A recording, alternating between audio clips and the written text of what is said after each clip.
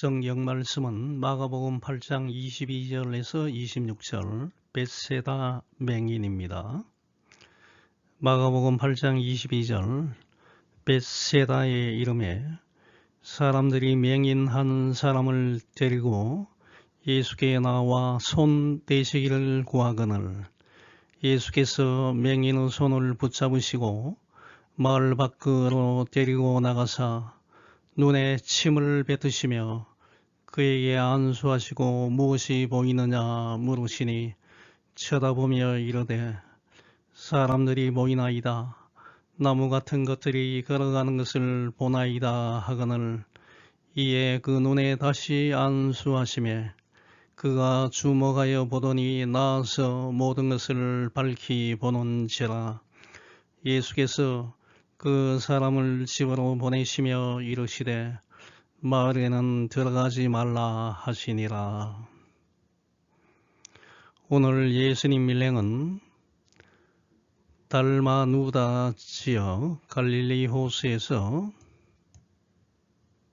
여기가 갈릴리 호수입니다. 갈릴리 호수의 서편에 있는 달마누다 혹은 마가단 지방에서 배를 타시고 갈릴리 호수를 건너 벳세다에 가셔서 거기에 있는 맹인을 치유하신 사건입니다.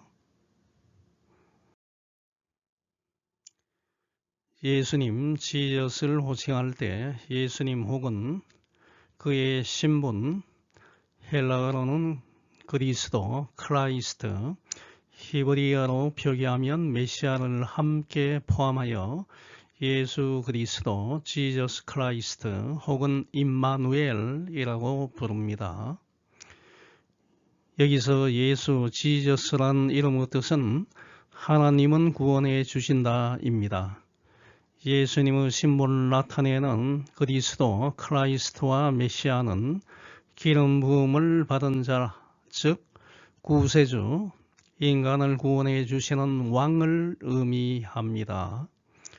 마태복음 1장 18절에서 21절 보면 요셉과 약혼하고 동거하기 전에 마리아에게 성령으로 임신한 사실이 알려지자 약혼자 요셉이 조용히 파혼하려고 생각하고 있는데 천사가 꿈에 나타나서 다윗의 자손 요셉아, 내 아내 마리아 데려오길 무서워하지 말라. 그에게 잉태된 자는 성령으로 된 것이라.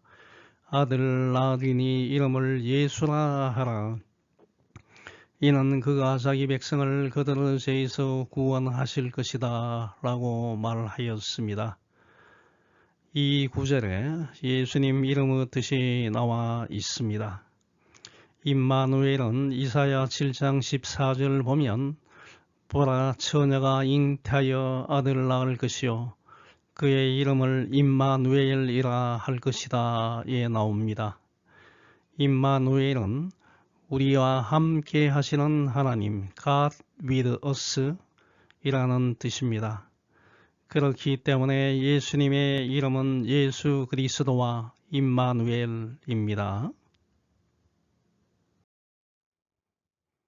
메시아라는 신분을 나타내는 단어는 예수님이 이 땅에 오시기 전인 구약 시대에는 하나님의 뜻을 수행할 수 있도록 하나님께서 친히 선택하셔서 기름 부어 구별하여 세운 제사장, 선지자, 왕에게 적용된 단어였습니다. 그런데 시간이 흐르면서 다윗 왕 시대를 지나면서 이상적인 왕이며 인류가 대망하는 유일한 구세주로서 메시아의 개념이 구체화되기 시작하였고 예수님이 이 땅에 오신 신약 시대에 와서 메시아는 예수님을 지칭하는 고유 명사가 되었습니다. 그런데 인터넷에 메시아라고 입력해 보니까 일본식 식당과 술집, 돈가스 전문 식당에서 메시아라는 이름을 사용하고 있었습니다. 메시아라는 이름의 뜻을 알고 간판을 내걸어야 하는데 부적절하게 사용하고 있었습니다. 성경을 보면 보통 예수님께서 맹인을 치유하실 때 단 몇 마디 말씀으로 간단하게 치유하셨습니다. 마태복음 9장 27절에서 31절 보면 두 맹인이 예수님을 따라오면서 다윗의 자손이여 우리를 불쌍히 여기소서라고 외쳤고, 예수님이 집에 들어가시자 맹인들이 예수님께 나왔고, 예수님이 맹인들에게 내가 능히 이 일 할 줄 믿느냐라고 질문하자 맹인들이 주여 그러하오이다. 예 주님 우리가 믿습니다 라고 대답을 하자 예수님은 두 맹인의 눈을 만지시며 너희 믿음대로 되라 라고 말씀하시니 그 맹인들은 눈이 밝아졌고, 예수님은 아무에게도 알리지 말라고 경고하였으나 두 맹인은 나가서 예수님의 소문을 그 지방에 퍼뜨렸습니다.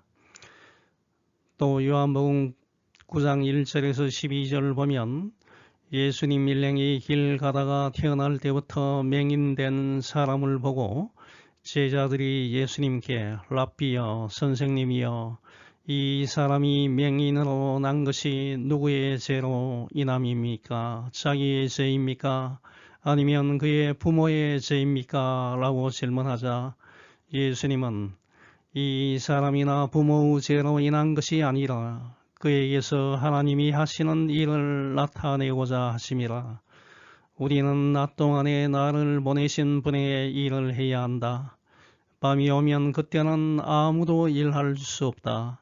내가 세상에 있는 동안 나는 세상의 빛이다 라고 대답하시고, 예수님은 땅에 침을 뱉어 진흙을 이겨 맹인의 눈에 바르시고 그에게 실로암 못에 가서 씻으라 라고 말씀하시자 그 맹인이 가서 씻고 눈을 뜨고 돌아왔습니다. 누가복음 18장 35절에서 43절을 보면 예수님이 여리고에 가까이 가셨을 때 길가에 앉아서 구걸하던 한 맹인이 예수님이 지나가신다는 말을 듣고 다윗의 자손 예수여 나를 불쌍히 여기소서라고 외치자 앞서가는 사람들이 그 맹인을 꾸짖으면서 잠잠하라 조용히 하라 라고 말했으나 그 맹인은 더욱 크게 다윗의 자손이여 나를 불쌍히 여기소서 라고 소리 질렀습니다. 이때 예수님은 걸음을 멈추시고 그 맹인을 데리고 오라고 말씀하셨고, 그 맹인이 가까이 오자 그에게 내가 무엇을 하여 주기를 원하느냐, 원하는 것이 무엇이냐 라고 물으시자 그 맹인이 주여 보기를 원하나이다. 주님 눈을 뜨게 해 주십시오 라고 대답하자 예수님은 보라 내 믿음이 너를 구원하였느니라. 눈을 뜨라. 내 믿음이 너를 낫게 하였다. Receive your sight.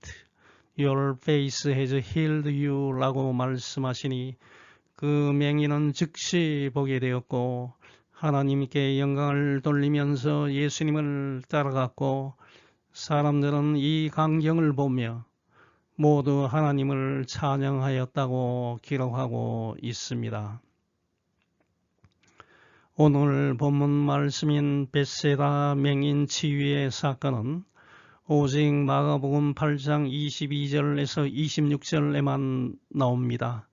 성경 다른 곳에 나오는 맹인 치유 사건과 비교해 볼 때 아주 특이한 두 가지 사항을 살펴볼 수가 있습니다.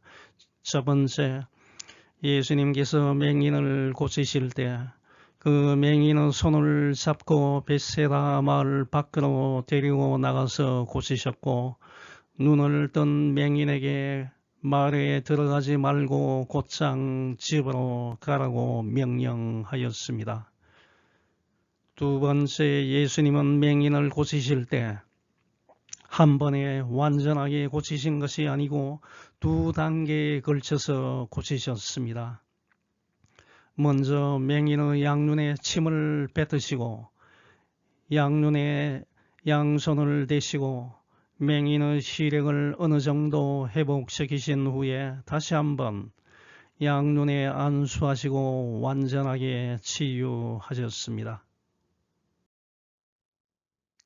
과연 예수님은 능력이 부족하여 한 번이 아니고 두 번에 걸쳐서 맹인의 눈을 완전하게 치유하셨습니까?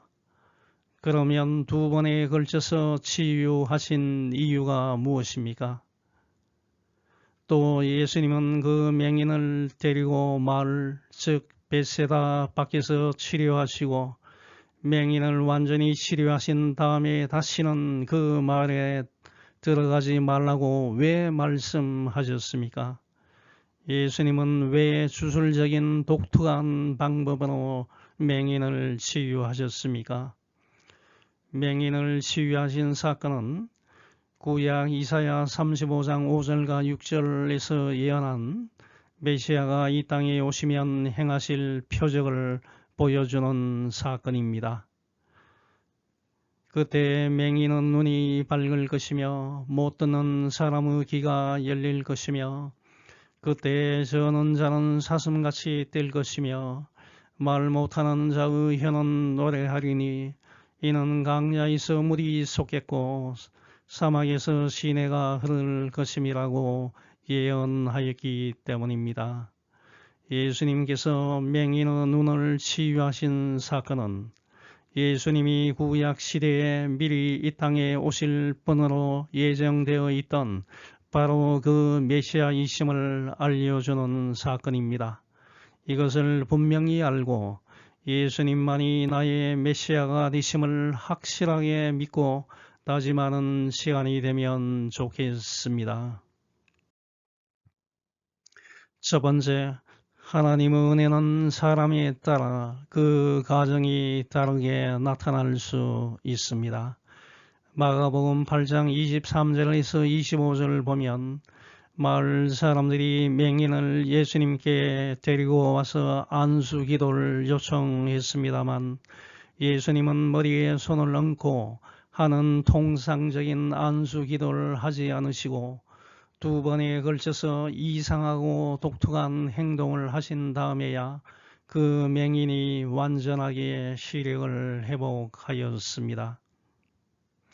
먼저 1단계로 예수님은 맹인의 양쪽 눈에 침을 뱉으시며 그 양쪽 눈에 손을 대시고 무엇이 보이느냐라고 질문하셨습니다. 헬라어로 기록된 원문 성경을 보면 예수님께서 침을 뱉으신 눈은 헬라어로 옴마타인데 이 단어는 단수인 옴마의 복수형이기 때문에 맹인의 양쪽 눈을 가리킵니다. 옴마는 사물을 보는 기능을 하는 눈동자를 중심으로 하는 눈이 아니고 그 눈동자를 덮고 있는 눈꺼풀이라 할 수 있기 때문에 1단계에서 예수님께서 침을 뱉은 곳은 완전히 눈을 감고 있는 맹인의 눈꺼풀 위에 뱉으시고 양쪽 손으로 안수하셨습니다. 친히 맹인의 손을 붙잡고 마을 밖으로 데리고 나가서 맹인의 양눈에 안수하시는 예수님의 모습으로부터 앞을 전혀 보지 못하는 맹인을 향한 예수님의 진한 사랑을 느낄 수 있습니다. 무엇이 보이느냐? T. 블랙페이스, Do you see anything? 이라고 묻는 예수님의 질문에 맹인은 하늘을 쳐다보며 사람들이 보입니다. 나무 같은 것들이 걸어가는 것이 보입니다. 라고 감격에 찬 음성으로 대답하였습니다. 이 사실로 유추해 볼 때 이 맹인은 날 때부터 소경이 아니고 어느 시점에 시력을 잃고 지낸 것 같습니다. 태어날 때부터 맹인이면 나무가 어떻게 생겼는지를 알 수 없었을 것이기 때문입니다. 1단계에 이어서 2단계로 다시 한번 예수님은 맹인의 양쪽 눈에 손을 들어 안수하시니 그 맹인은 마침내 모든 사람의 형체를 분명하게 보게 되었습니다. 예수님께서 두 번째 안수하신 눈이라는 단어는 헬라어로 옵달모스입니다. 이 옵달모스는 신약 성경의 백회나 눈으로 사용된 일반적으로 눈동자를 중심으로 하는 눈을 지칭하는 단어입니다. 그러므로 예수님은 1단계 치료를 통하여 반쯤 열린 맹인의 눈 주위 전부에 2단계로 안수하셨다는 것입니다. 예수님이 두 번 안수하여 맹인을 완전하게 치유하신 것은 한 번으로 이 맹인의 눈을 뜰 수 있게 만들 능력이 부족하거나 치유 한계가 있어서 그렇게 하신 것이 아닙니다. 여기서 알 수 있는 것은 예수님은 그 사람이 처한 형편에 따라 다양한 최적의 방법으로 그 사람을 치유하신다는 것입니다. 예수님의 일하시는 방법은 단 한 가지 방법으로만 하시는 것이 아닙니다. 다양한 방법으로 일하신다는 것입니다. 은혜를 베푸신 예수님은 동일하신 분이시지만 그 과정은 사람에 따라 다르게 나타날 수 있습니다. 어떤 사람은 단번에 구원의 체험을 하지만 어떤 사람은 서서히 자신의 구원을 깨달아 갑니다. 성령의 체험도 은사도 사람마다 다르게 나타납니다. 그렇기 때문에 자신의 방식만이 맞다고 주장하는 것은 영적 독선입니다. 사람을 대하는 예수님의 사랑을 느끼시는 여러분이 되시기 바랍니다.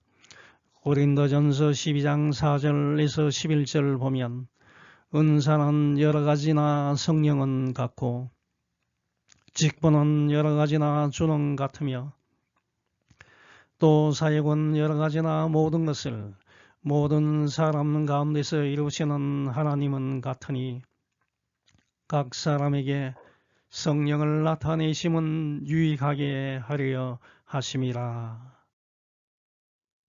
어떤 사람에게는 성령으로 말미암아 지혜의 말씀을, 어떤 사람에게는 같은 성령을 따라 지식의 말씀을, 다른 사람에게는 같은 성령으로 믿음을, 어떤 사람에게는 한 성령으로 병 고치는 은사를, 어떤 사람에게는 능력 행함을, 어떤 사람에게는 예언함을, 어떤 사람에게는 영들 분별함을, 다른 사람에게는 각종 방언 말함을, 어떤 사람에게는 방언들 통역함을 주시나니 이 모든 일은 같은 한 성령이 행하사 그의 뜻대로 각 사람에게 나누어 주시는 것이니라.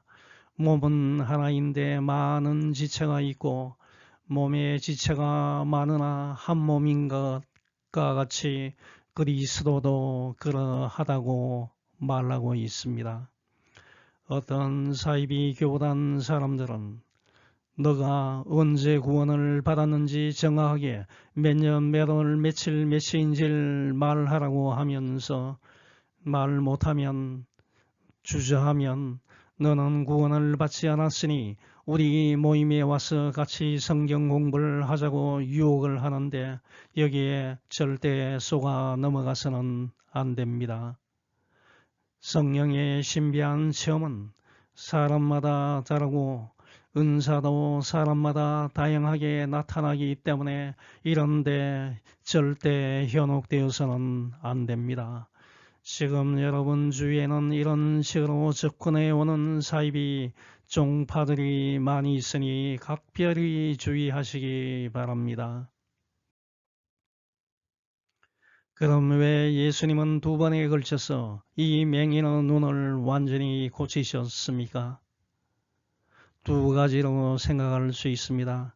첫 번째, 이 맹인이 느낄 수 있는 적합한 최적의 치유 방식을 택하신 것입니다.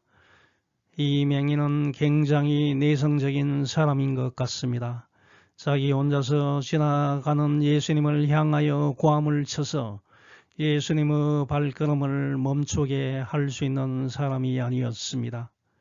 내성적인 성격의 맹인이었기 때문에 예수님의 치유 방법도 단번에 급수하게 치유함으로 인하여 받을 충격을 생각하여 1차와 2차에 걸쳐 단계적으로 이루어졌던 것입니다. 이 맹인과 달리 마가복음 10장 47절에서 52절에 나오는 맹인 바디메오는 매우 적극적이고 외향적인 성격의 소유자이었습니다. 많은 사람들이 바디메오를 꾸짖으면서 잠잠하라고 경고를 주었음에도 불구하고 바디메오는 예수님을 만날 이 기회를 놓치고 싶지 않아서 더욱 크게 다윗의 자손 예수여 나를 불쌍히 여기소서라고 소리를 질러서 길 가시던 예수님을 돌려 세웠고 예수님이 부르신다는 말을 듣고 그릇을 내버리고 뛰어 일어나서 예수님께 갔습니다. 그러자 예수님은 이 맹인 바디메오 눈을 뜨게 하실 때 양쪽 눈에 안수를 하지 않으시고 바디메오에게 내게 무엇을 하여 주길 원하느냐 라고 질문하셨고 바디메오가 선생님이여 보길 원하나이다 라고 대답하자 예수님은 말씀으로써 내 믿음이 너를 구원하였다 라고 말씀하시면서 눈을 뜨게 해 주셨습니다. 적극적이고 외향적인 맹인에게는 그에게 맞는 방식으로 고쳐주셨던 것입니다. 오늘 본문에 나오는 맹인은 매우 내성적인 사람이었기에 그 맹인에게 적합한 방식으로 치료하신 것입니다. 너무 단번에 고쳐서 받을 충격을 완화시키시고 이 맹인에게 적합하게 단계적으로 완전하게 낫게 해 주셨습니다. 이러한 방식으로 병을 낫게 하시는 것은 예수님이 저와 여러분을 포함한 모든 사람들 너무 사랑하시기 때문에 한 사람 한 사람에게 맞는 방식으로 치료해 주시는 것입니다. 두 번째, 예수님께서 두 번에 걸쳐 이 맹인의 눈을 완전하게 고치신 것은 제자들이 예수님이 누구이신지를 아직까지도 알지 못하는 것을 책망하며 제자들로 하여금 분명하게 알게 하기 위함이었습니다. 제자들은 자신들이 직접 참여하여 떡과 물고기를 사람들에게 배분하여 준 오병이어의 기적과 칠병이어의 기적을 통하여 예수님이 누구이신지를 알지 못하고 깨닫지도 못했습니다.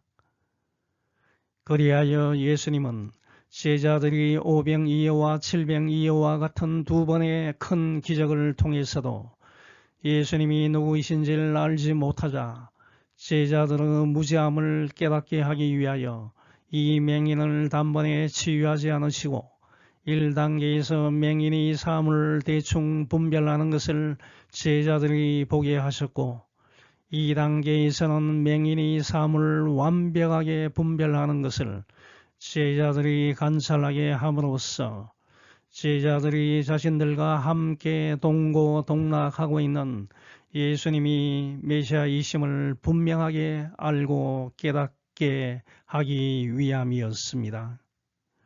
이렇게 사람들의 형편을 살피시고 이해시키기 위하여 최적의 방법을 사용하는 분이 이 세상에 있습니까? 예수님은 이런 분이십니다. 그 예수님을 바로 알고 믿고 영접하시기 바랍니다. 두 번째, 기회는 주어질 때 잡아야 합니다. 복음을 영접하고 싶어도 할 수 없을 때가 있습니다. 마가복음 8장 22절 보면 예수님 일행이 갈릴리 호수 북동쪽 벳세다 마을에 도착하였을 때 사람들이 맹인 한 사람을 데리고 예수님께 나와 손 대시길 간청하였습니다. 마을 사람들이 맹인을 데리고 와서 예수님께 안수기도 해 주실 것을 간절히 요청했습니다. 즉 맹인이 눈뜨기를 예수님께 간구하였습니다. 마을 사람들은 한 생명을 살린 위대한 전도자들입니다. 평소에 마을 사람들은 맹인을 돕는 방법을 생각하고 있다가 모든 질병을 고쳐주시는 예수님이 이곳에 오셨다는 이야기를 듣고서 즉시 맹인을 데리고 예수님께 간 것입니다. 저와 여러분은 맹인들과 같이 육신적으로 영적으로 힘든 삶을 살고 있는 사람들에게 특별한 관심을 가지고 있다가 결정적인 기회가 오면 예수님을 만나게 해야 합니다. 이렇게 하는 것이 예수님의 신실한 제자가 되는 길입니다.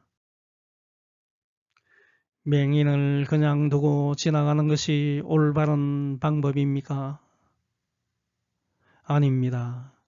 이와 같이 저와 여러분은 평소에 가정, 학교, 사회, 직장에서 힘든 생활을 하고 있는 사람들을 잘 살펴 같이 만나서 식사도 하고 커피도 마시고 그 사람을 위하여 기도하다가 적절한 기회가 오면 예수님을 소개하는데 최선을 다해야 합니다. 맹인의 눈을 뜨게 해달라는 벳세다 마을 사람들의 간절한 간구를 들으신 예수님은 바쁘신 가운데서도 거절하지 아니하시고 맹인의 손을 붙잡고 벳세다 마을 밖으로 데리고 나가서 양눈에 침을 뱉으시며 양눈에 손을 대시며 고쳐주셨습니다. 왜 예수님은 맹인을 손잡고 마을 밖으로 데리고 나가서 치유해 주셨습니까?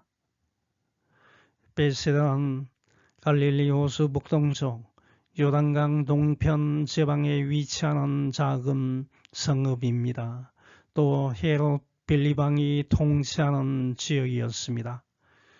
마가복음 6장 31절과 44절과 누가복음 9장 10절에서 17절 보면 예수님께서 오병이어 떡 5개와 물고기 2마리로 남자 장정 5,000명을 배부르게 먹이시고 남은 떡 조각과 물고기가 12바구니 가득 차게 거두었던 곳이 벳세다 마을이었고 많은 능력을 행하신 예수님의 권능을 많이 체험했음에도 불구하고 벳세다 사람들은 회개하지 않아서 잘못을 뉘우치지 않아서 예수님으로부터 책망을 받고 저주받은 성읍이었습니다.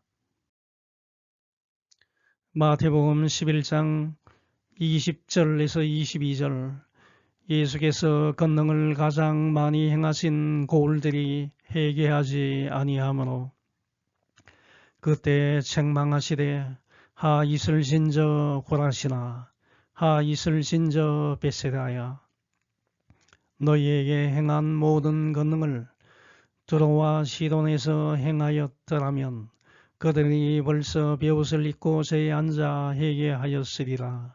내가 너희에게 이르노니 심판날에 두로와 시돈이 너희보다 견디기 쉽다고 말씀하셨습니다. 예수님은 더 이상 자신을 배척하는 벳세다 마을에서 능력을 행하시는 것을 피하셨습니다. 이제 이 마을에는 심판만이 남았습니다. 이러한 이유로 인하여 예수님은 이 맹인을 마을 밖에서 고치셨고 눈을 뜬 맹인이었던 사람에게 더 이상 이 마을에 들어가지 말라고 명령하셨습니다. 또 한 가지 가능한 이유는 예수님에 의하여 완전하게 눈을 뜬 맹인이 마을에 들어가서 어떻게 해서 자신이 눈을 뜨게 되었는지를 말함으로 인하여 예수님께서 십자가 순환 사역을 수행하기도 전에 많은 사람들이 예수님을 로마 제국의 지배로부터 자기 백성을 해방시켜줄 정치적 메시아로 추대되는 것을 원하지 않으셨기 때문입니다. 한편 성경의 말씀을 믿지 않고 어거지 생떼를 쓰는 일부의 사람들이 있습니다. 그 사람들의 주장에 하면 예수님께서 치유받은 맹인으로 하여금 벳세다 마을에 들어가는 것은 금지시키면서 자기 집으로 들어가라고 말하는 것은 서로 모순이 된다고 주장하고 있습니다. 즉 벳세다 마을이 저주를 받아서 예수님의 은혜를 받을 만한 가치가 없다고 예수님께서 말씀하셨다면 맹인의 집이 그 마을에 위치하고 있는데 어떻게 집으로 가라고 하셨느냐. 이것은 말이 안 되는 상황이라고 문제를 제기합니다만 그것은 짧은 생각입니다. 영국의 복음주의 사회 역사 겸 성경 주석가인 비커 스테이스는 맹인의 집이 벳세다 마을 경내에 있지 않으며 맹인이 벳세다 사람이 아니기 때문에 예수님께서 말씀하신 마을에는 들어가지 말라라 라는 말씀과 집으로 보내셨다는 말씀은 아무런 모순이 되지 않는다는 것입니다. 예수님께서 맹인을 마을 밖에서 고치셨고 눈을 뜬 맹인이었던 사람에게 더 이상 마을에 들어가지 말라고 명령하신 것은 저와 여러분에게 무엇을 말해주고 있습니까? 복음을 믿을 수 있는 기회가 계속 주어지는데 계속 복음을 거부하면 다시는 복음을 받을 기회가 없어질 수도 있다는 것입니다. 어떤 사람들은 이렇게 이야기합니다.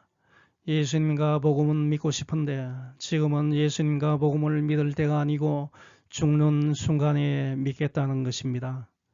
세상에서 출세도 해야 하고 대인관계를 유지하기 위해서는 술도 먹고 담배도 피우고 중잡기를 즐겨야 합니다. 짧은 인생을 즐겨야 하기 때문에 지금은 예수님을 믿을 시간이 없다는 것입니다. 하지만 죽을 때는 반드시 예수님을 믿겠습니다 라고 말하는 사람들이 간혹 있습니다. 그런데 지금까지 예수님을 믿지 않았는데 이 세상 끝나는 순간 내 목숨 다하는 순간에 어떻게 예수님을 영접할 수 있겠습니까? 그렇게 하지 못합니다. 내 인생 내 마음대로 조정할 수가 없기 때문입니다. TV 연속극을 보면 모든 식구들이 모여있는 가운데 임종 직전에 있던 혼수 상태에 빠져있는 아버지가 갑자기 일어나서 마지막으로 각 사람들에게 유언을 하고 죽는 장면이 나오기 때문에 흔히 사람들이 착각을 하는데 그것은 연속극 드라마에 불과합니다. 착각하면 안 됩니다. 지금 당장 예수님을 나의 구세주로 인정하고 믿는 여러분이 되시기 바랍니다. 지금 당장 내 모습 이대로 예수님을 나의 구세주로 인정하고 믿어야 합니다. 찬송가 214장 나 주의 도움 받고자를 찬양하는 여러분이 되시기 바랍니다.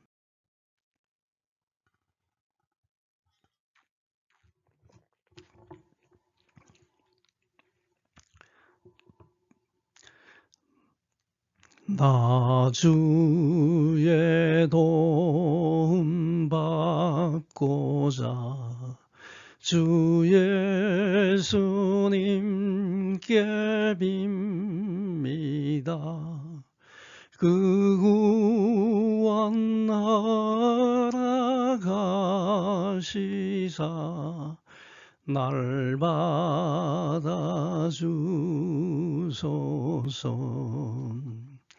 내 모습 이대로 주 받아주소서. 날 위해 돌아가신 주 날 받아주소서.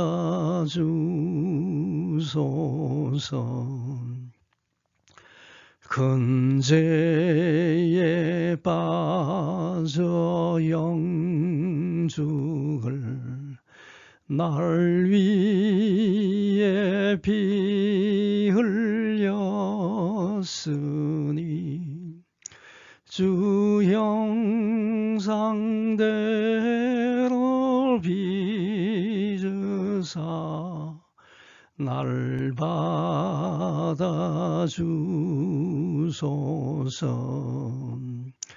내 모습 이대로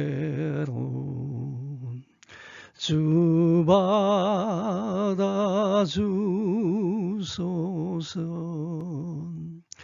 날 위해 돌아가신 주 날 받아주소서.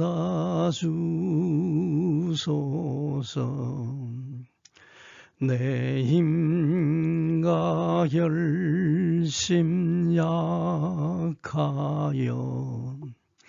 늘 깨어지기 쉬우니 주 이름으로 구원해 날 받아주소서.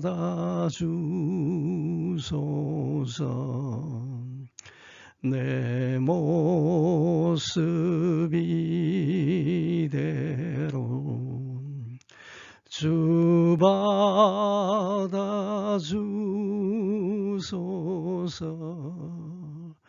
날 위해 돌아가신 주 날 받아주소서.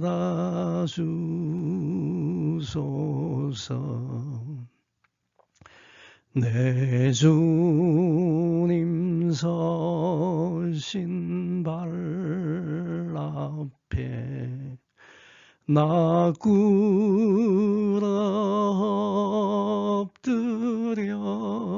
엎드렸으니 그 크신 역사 이루게 날 받아주소서.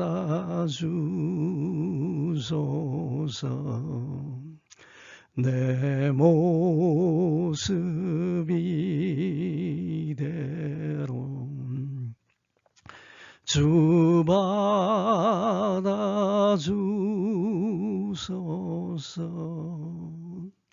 날 위해 돌아가신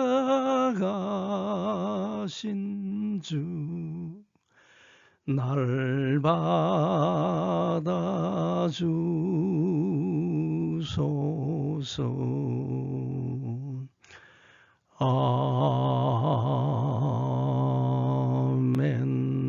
아멘. 이제 결론을 맺습니다. 예수님의 은혜와 구원은 완전합니다. 마가복음 8장 25절 보면 예수님이 한 번 더 맹인의 눈에 안수하심으로 인하여 맹인은 만물 분명하게 볼 수 있게 되었습니다. 이에 그 눈에 다시 안수하심에 그가 주목하여 보더니 나아서 모든 것을 밝히 보았다고 말하고 있습니다. 예수님은 맹인을 대충 고쳐주신 것이 아닙니다. 완전하게 고쳐주셨습니다. 마가복음 7장 35절 보면 기먹고 말 더듬는 사람도 완전하게 고쳐주셨습니다. 배고픈 사람들에게는 충분한 음식을 공급하여 배불리 먹고도 남을 정도로 공급해 주셨습니다. 마가복음 8장 8절 보면 떡 7개와 작은 생선 2마리를 가지고 장정 4,000명을 배불리 먹이시고 7 강주리가 남게 제공하셨습니다. 예수님은 이런 분이십니다. 약간 일시적으로 병을 낫게 하시는 분이 아니십니다. 겨우 배고픔을 벗어나게 해주시는 분이 아니십니다. 여러분은 완전하게 도우시고 완전한 생명의 길로 인도하시는 분이 예수님이십니다. 이런 예수님을 믿고 예수님께 모든 것을 간구하면서 이 세상을 살아가시는 여러분이 되시기를 축원합니다. 아멘. 하늘에 계신 하나님 아버지, 나의 힘이 되시어 방패시어 요새시며 보호자 되시는 하나님이시여, 지난 한 주간도 지켜주시고 인도해 주심을 감사를 드립니다. 하나님 은혜는 사람에 따라서 그 가정이 다르게 나타날 수 있다는 것을 알게 해 주시니 감사합니다. 기회는 항상 주어지는 것이 아닙니다. 기회가 주어질 때 우리가 예수님을 믿고 예수님을 꽉 잡고 나갈 수 있게 해 주시옵소서. 이 세상 사는 것이 쉽지는 않습니다. 하지만 우리가 예수님을 바라보고 예수님을 믿고 나갈 때 모든 것은 형통하게 이루어집니다. 이것을 반드시 믿을 수 있는 저와 여러분이 되게 인도해 주시옵소서. 모든 말씀 예수님 이름으로 기도합니다. 아멘.